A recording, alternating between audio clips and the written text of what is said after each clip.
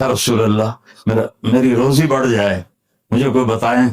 ایک تو یہ جو سوشل میڈیا پہ ہے نا وظیفے بتانے والے، لطراں دے لائق لطراں دے، یہ نامراد ادھر لے جاتے ہیں جدھر نہ میرے نبی نے بتایا نہ میرے اللہ نے بتایا۔ میرے نبی نے کوئی لمبی تسبیح نہیں بتائی، 1000 واری اے پڑھتے، 1000 واری اے پڑھ، ہکٹا مچاتے پڑھ۔ یہ سب کم وقت مال کماؤ ہیں، یہ پیسے بنا رہے ہیں، ان کے پاس تم سے ہم سے زیادہ پیسے ہوتے ہیں۔ ایک وظیفہ اور بتاتا ہوں، جو یہ چاہے اس کی عمر لمبی ہو اور اس کا رزق زیادہ ہو، قناعت والی زندگی سیکھو، نماز سے رزق بڑھتا ہے۔ اور ایک حدیث سناتا ہوں، طارق جمیل صرف زبان ہلا رہا ہے، بات میرے نبی کی ہے۔ ایک صحابی آتے ہیں، یا رسول اللہ میں چاہتا ہوں میری روزی زیادہ ہو جائے۔ آپ چاہتے ہیں سارے؟ بولو۔ میں بھی چاہتا ہوں، میرا بھی دل کرے اندر میری زمین ہے جو ڈھیر کپا ہوئے، ہم سارے چاہتے ہیں۔ یا رسول اللہ میری روزی بڑھ جائے، مجھے کوئی بتائیں۔ ایک تو یہ جو سوشل میڈیا پہ ہے نا وظیفے بتانے والے، لطراں دے لائق لطراں دے، یہ نامراد ادھر لے جاتے ہیں جدھر نہ میرے نبی نے بتایا نہ میرے اللہ نے بتایا۔ ایک تو ان کو سننا چھوڑ دو، میں اپنے نبی کا وظیفہ بتا رہا ہوں جو ہر آدمی، ہر مرد عورت کر سکتا ہے، چھوٹا بڑا بوڑھا جوان۔ یا رسول اللہ میری روزی بڑھ جائے۔ آپ نے کیا کہا؟ ادم علی الطہارہ یوسع علیک رزق، باوضو رہا کر تیرا رزق بڑھ جائے۔ میرے نبی نے کوئی لمبی تسبیح نہیں بتائی، 1000 واری اے پڑھتے، 1000 واری اے پڑھ، ہکٹا مچاتے پڑھ۔ یہ سب کم وقت مال کماؤ ہیں، یہ پیسے بنا رہے ہیں، ان کے پاس تم سے ہم سے زیادہ پیسے ہوتے ہیں۔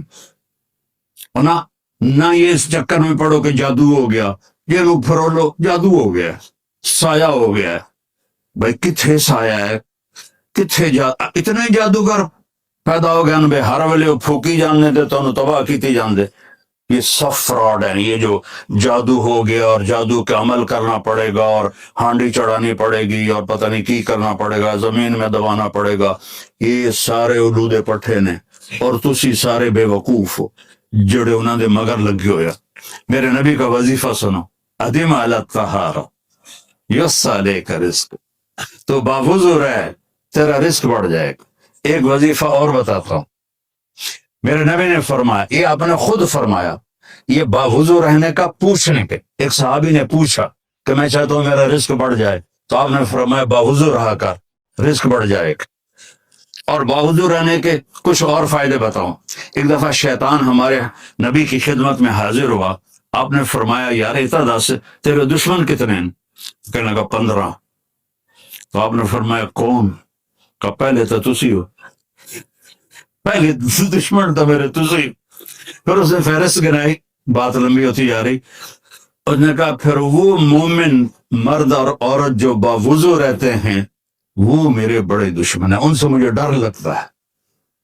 اور باوضو سو جاؤ تو موت آ گئی تو شہادت کی ہو، باوضو سو جاؤ تو ایک فرشتہ تمہارے لیے دعا کرتا رہے، باوضو سو جاؤ شیطان ڈر کے پیچھے ہٹ جائے۔ اور ایک بتا رہا ہوں جو میرے نبی نے خود بتایا پوچھنے کے بغیر، جو یہ چاہے اس کی عمر لمبی ہو اور اس کا رزق زیادہ ہو تو وہ اپنے ماں باپ کی خدمت کرے۔ تمہاری تو جابیں ہیں نا، تم کہاں ماں کو پوچھ سکتے ہو، جاب ہے۔ میرے نے میرے کہا اپنے ماں باپ کو خوش کرے اور اپنے رشتے داروں پہ خرچ کرے اور ان سے اچھا سلوک کرے، اللہ اس کی عمر بھی بڑھائے گا، اس کا رزق بھی بڑھائے گا۔ اور ماں باپ کی دعائیں وہاں پہنچا دیتی ہیں اللہ کی قسم جہاں کوئی نہیں پہنچ سکتا۔ میں نے اس زمانے میں میڈیکل چھوڑا جب ڈاکٹر ایک بہت بڑی تصویر تھی، چونکہ وہ ڈاکٹر تھے، بیوپاری نہیں تھے، سوداگر نہیں تھے، ادو ہی لے لو ادو ہی لے لو ادو ہی لے لو۔ ڈاکٹر تھے اور مولوی ایک کیڑا تھا, کیڑا, گندگی کا کیڑا, اور میں ایک ذمہ دار خاندانی جس میں تکبر کی انتہا, انسان کو انسان نہیں سمجھتے تھے ہمارے بڑے. تو اللہ نے میرا کانٹا بدلا, میرا ہاتھ پکڑا, آج میں آپ کے سامنے کھڑا ہوں. یہ اس کی مہربانی ہے, اس کا کرم ہے, اس کا فضل ہے, اس کا احسان ہے. تو میں کالج لائف تک بہت روڑ تھا, نہ ماں کی پرواہ تھی نہ باپ کی پرواہ تھی.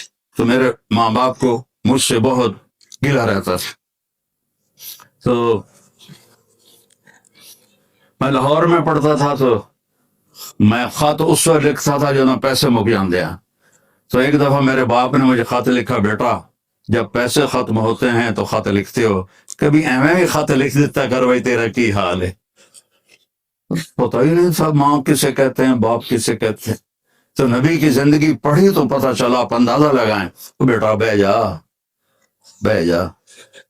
میرے نبی نے فرمایا, یہ عورتیں بھی بیٹھی ہیں, کاش میری ماں ہوتی زندہ اور میں عشاء کی نماز کی نیت باندھ کے فرض نماز مسجد کی مصلی پر پیچھے نمازی ہوتے اور میں سورۃ فاتحہ شروع کر چکا تھا, الحمدللہ رب العالمین, اور ادھر میرے گھر سے میری ماں کہتی محمد, تو میں نماز توڑ کے کہتا جی اماں جان میں آیا, جی اماں جان میں آیا.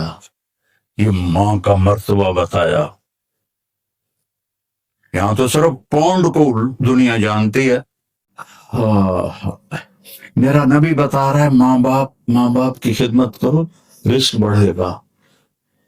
اپنے رشتہ داروں سے لڑو نہیں, اچھا سلوک کرو. عام طور پر رشتہ دار آپس میں سین پھنسے ہوتے ہیں, اور ہمارے ذمہ داروں میں تو ویسے ہی توبہ توبہ توبہ تو اسی لیکا چھک دیتا ہے. سمجھتا ہو اس بات کو؟ لیکا چھک دیتا کیا مطلب کہ بس ہم نے دیوار کھڑی کر دی ہے, نہ اس کو ملیں گے, نہ اس کی شادی میں, نہ اس کی غمی میں, نہ اس کے جنازے میں, نہ اس کی میت میں. اس حد تک سنگین ہو جاتے ہیں. تو میرا نبی کہہ رہا ہے رشتہ داروں کی سختی کے باوجود اچھا سلوک کر, ماں باپ کی دعائیں لے, تو اللہ تیرا رزق بڑھا دے گا. تو جب میں تبلیغ میں لگا, مدرسے میں داخل ہوا, میرے والد اتنے ناراض ہوئے کہ مجھے گھر سے نکال دیا. 23 نومبر 1972, یہ تو مولوی بننا تھا, میرے گھروں نکل جا. 2 بار اتنے میرے والد اتنے جابر ذمہ دار تھے کہ لوگوں کے پیشاب نکل جاتے تھے جب وہ گرجتے تھے, درد سے باندھ کے مارتے تھے. مجھے کہا, اور میری عمر کتنی, 18 سال. میں خود حیران ہوتا ہوں کہ ایڈی چھوٹی عمر میرے اللہ نے میروں کیویں ہمت دیتی. میں کہا نہیں, میں مولوی بننا ہے.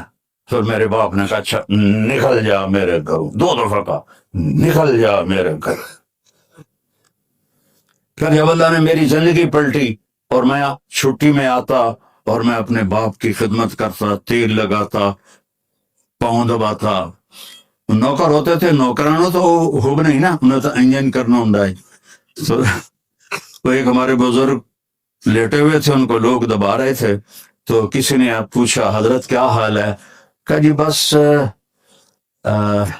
میں صبر کا ثواب لے رہا ہوں اور یہ تھکن کا ثواب لے رہے ہیں. تو میں اپنے باپ کو بڑے دل سے دباتا, تو مجھے میرے باپ کی دعا لگی. وہ کہتے پتر میریاں اکھیاں تے نہیں ویکھنا, پتر میریاں اکھیاں تے نہیں ویکھنا, پر تو ویکھی ایک دن اللہ تینوں بڑی عزت دس. یہ میرے باپ کی دعا مجھے